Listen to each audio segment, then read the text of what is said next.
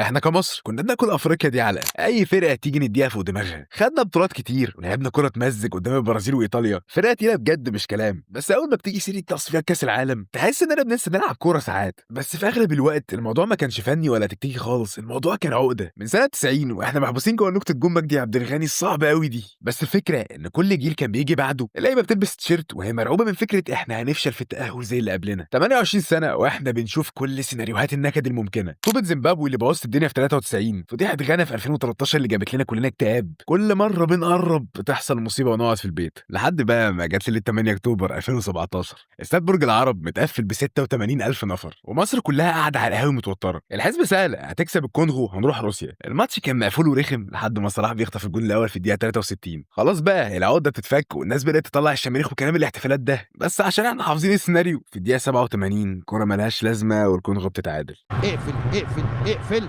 حضري حضري.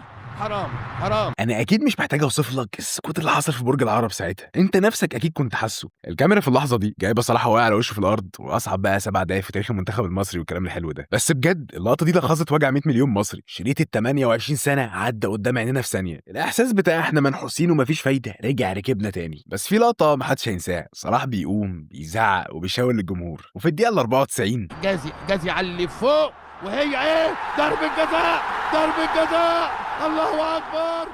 الله. سيبك بقى من الكرة خالص وركز معايا في وزن ضربة الجزاء دي. تخيل اللود النفسي اللي على كتاف صلاح وهو ماسك الكرة ورايح يحطها على الأرض. دي كرة متشال عليها 28 سنة من النكد وفشل أجيال قبله وحلم بلد كاملة نفسها تفرح. لو صلاح ضيع الكرة دي كان هينتهي نفسيا للأبد، ده غير طبعا إنه كان هيبقى شماعة الجيل ده. الملعب كله كان بيدعي ومفيش صوت في مصر كلها غير صوت نفس الناس، وصلاح بيشوط الكرة بثبات غريب. يا رب يا صلاح. محمد صلاح. محمد صلاح. وهوبا.